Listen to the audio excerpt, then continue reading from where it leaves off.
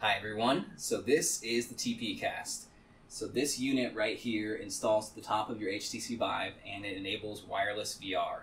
So it's attached to this wire that is attached to a big old battery. This thing is about the size of an HTC Vive controller.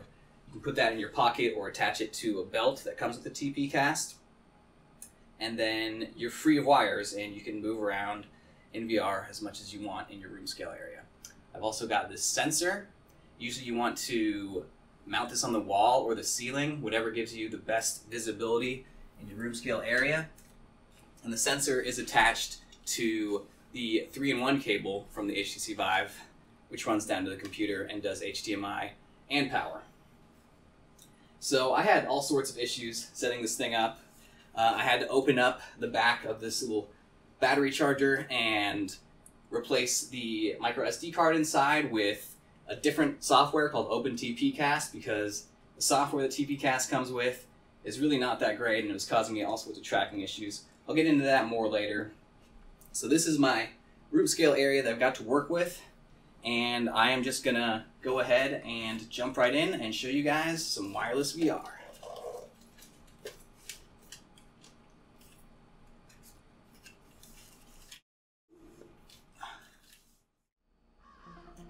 So this is Holopoint, and this is a great game for wireless VR because in this game, the enemies come at you from all sides. So, coming from over there and over there, you gotta kill them with these arrows. And then it also involves lots of moving around and dodging once you get to some of the other stages. This one's kind of just a warm-up, because I know I'm gonna lose my train of thought once the game starts getting intense. This is a game I liked a lot, just with wired VR.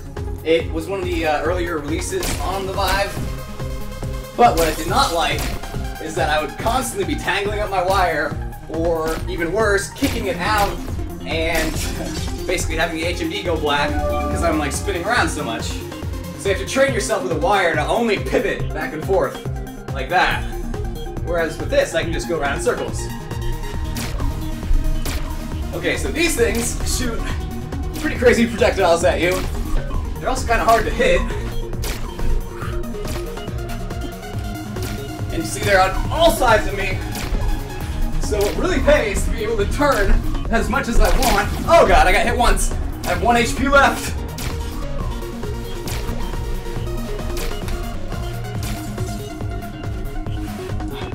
Oh god.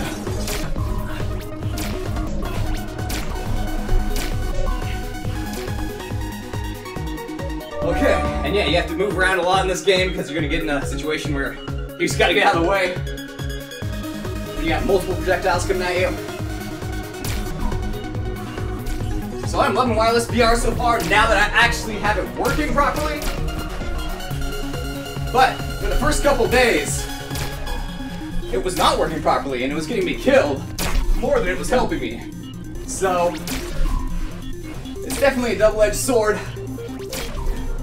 Wireless VR is awesome, but in its current implementation, the TPCast is not necessarily an awesome device. You really have to bend it to your will to get it working properly. But once it does work properly, oh, it's awesome. I have it in the mirror mode, so you can see like the outline of my room scale area. You can see my chaperone, and you can see if I get any tracking loss or errors, like if the screen goes gray, then that is a TPCast issue. But it basically never happens to me anymore ever since I installed OpenTPCast. Oh god. Oh god, okay. Jesus.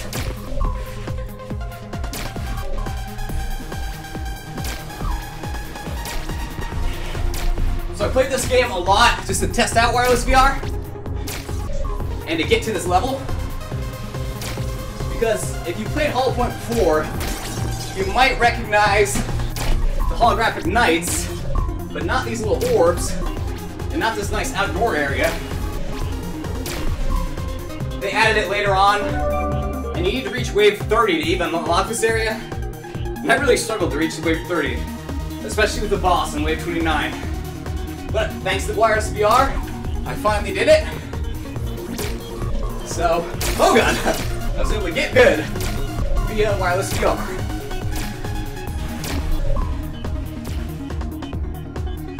Okay, if I beat this stage, that puts me at stage 45, which is a new checkpoint. Oh shit, what the fuck was that? Okay. Are the birds attacking me? Oh, the birds were attacking me. I've never seen that before. You asshole. You ruined my run. Okay. Anyways. So you see, I've only made it to stage 40, but every time you get to a 5th stage, you unlock new checkpoints, so if I'd managed to beat those last wave or two, I would have checkpoint level 45. Oh well. Anyways, I really struggled getting to level 30 to unlock this courtyard, and a lot of that was due to the early TPCast issues I had. So when I first installed the TPCast, it was bad. Like, I would see frequent degradation of quality in the image, like it would get more blurry, like the image all around me, and I would occasionally see like this band of like compression artifacts across the screen. And then the worst was occasionally the image would just freeze and it would play this really annoying sound in my headphones. It's like the scratching sound, and it would usually get me killed in Holopoint when that happened. So I was like, okay, this is not good. So I looked it up online. It had to do with my sensor placement, because I had placed the sensor that I showed off earlier in this video just on top of my computer, which is like the highest point in my room I could get without mounting it or putting it on a tripod or something. And that was not acceptable. That created all sorts of dead zones. They really do want you to mount the sensor on your wall near your lighthouses, or even on your roof, wherever you can get the best visibility into your room scale area. But the kit does not actually come with like mounting supplies, alright? So you have to buy them at Home Depot or online. I got one from Amazon. It's like a security camera mount, and you can adjust the angle, which makes it really easy to give your sensor maximum coverage. So I'll put a link to that in the description. So I set up my sensor, and then I was not getting all of those issues. Like the image quality looked good, it wasn't getting degraded, I wasn't seeing the compression artifacts, and my screen wasn't freezing, but occasionally it would flicker gray as if I had lost tracking, and then flick back on again, and I would have messed up tracking of my controllers for a couple seconds, or maybe just like 1 second. And I was kind of able to play through it, but it was really annoying. I was like, I don't want to deal with this. I want my wireless VR to be flawless. And eventually it got me killed, and I was like, okay, screw this. I'm not going to do this anymore. So I took the cable, or the box that you attach the battery to, and that has a microSD card inside. So you open the box using a small Phillips head screwdriver, the same kind of screwdriver that you could use to adjust the earbuds on the deluxe audio strap. Take out the microSD card, and then you can either flash that card and install OpenTPCast on there, or you can install OpenTPCast on a different microSD card, one that's class 10 or better, and that upgraded card will make your TPCast boot up faster. And then OpenTPCast, which is a open source software, and I will include a link to the GitHub in the description of this video. It has all sorts of great documentation that will walk you through every step of setting up your TPCast and getting OpenTPCast running, and it will fix a lot of the issues with TPCast. For example, TPCast disables your Vive microphone. OpenTPCast lets you use the TPCast and the Vive microphone. It also lets you use different routers instead of having to use this router that comes with the TPCast, which is really annoying. Unfortunately, it does not fix the Vive camera. The Vive camera will still remain disabled with TPCast, but it is still a great product, and it fixed all of my tracking issues. So once I got the tracking issues and all the other issues sorted out, I had wireless VR working perfectly, and it was great. It really improved my performance in Holopoint, and it has made a big difference in my VR.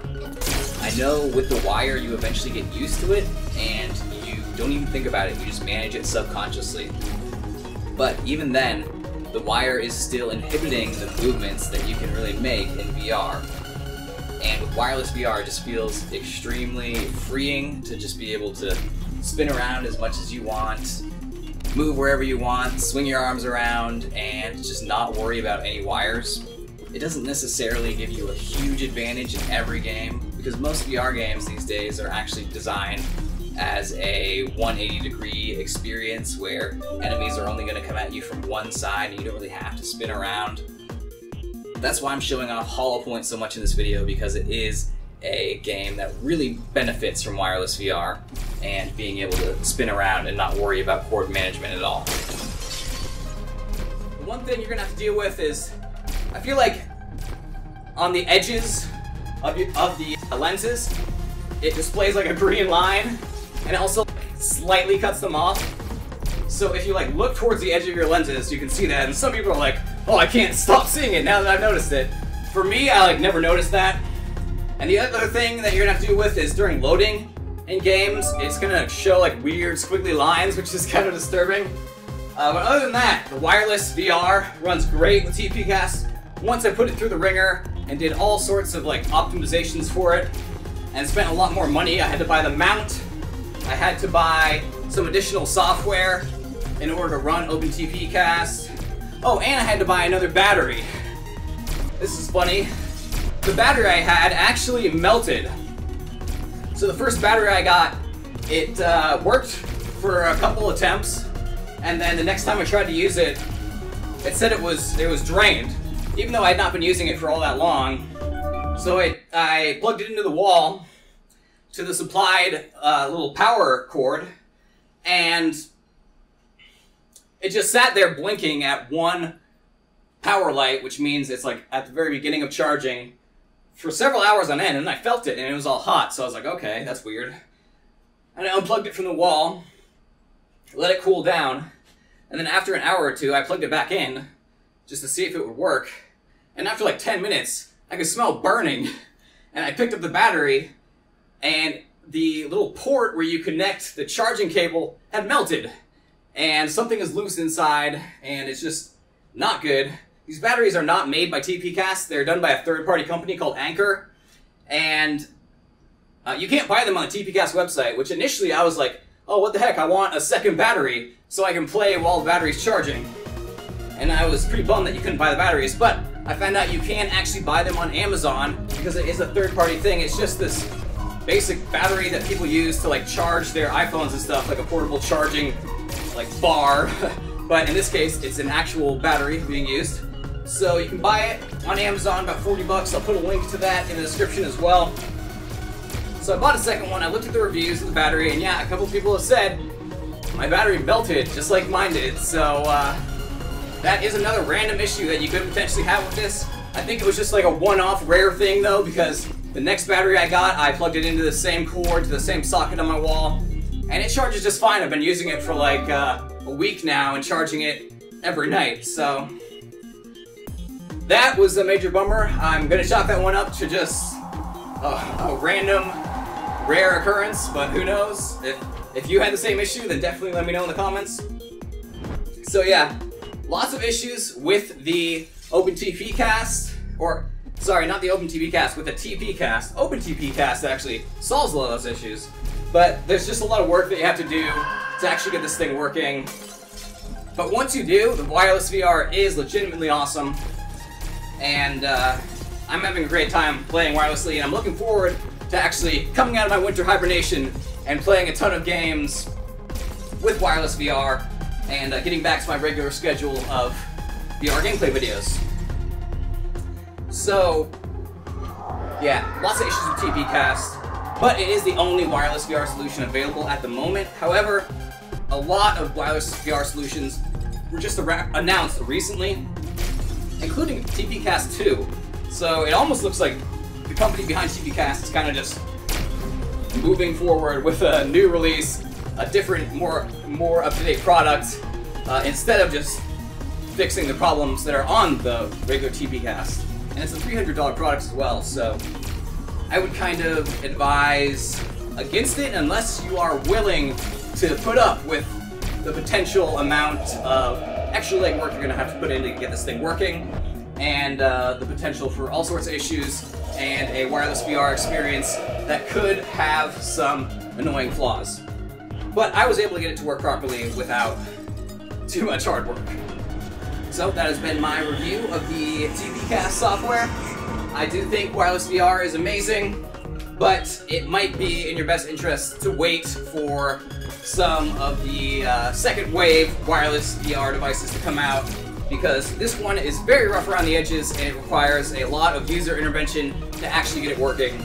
And even then, some people will just have problems with it that they cannot figure out and they have to return it. I've heard all sorts of horror stories. Whenever I go look up TPCast info, because I need some advice on what to do next, it's just everyone is struggling with their TPCast. So even though I'm loving wireless VR, and I do have to give a lot of props to the company behind TPCast for being the first ones to actually achieve wireless VR, it is actually quite an incredible technological achievement. I remember when VR first came out, I was thinking, you know, talking with my friend, like, oh yeah, wireless VR is gonna be huge, but that's like so far away, right? Like, how are they gonna stream like this amount of information wirelessly? And here we go, TPCast, they came out, they did it, it works, with all sorts of, you know, kinks along the way, but it does work, and I'm pretty impressed with that fact. So props to TPCast on being the first ones to push out this technology, and hopefully they inspired this current wave of new wireless VR projects coming out. And I'm really looking forward to trying some of those out as well. But I will be keeping my TPCast on my HTC Vive, so you'll be able to see more about wireless VR in the future as I just play all sorts of different games with it. And I'll get into the subject more in my 2-year anniversary video, which is coming up in April. So thank you for watching this video. Check out my channel if you want to see more virtual reality gameplay content. And have a great day, and goodbye.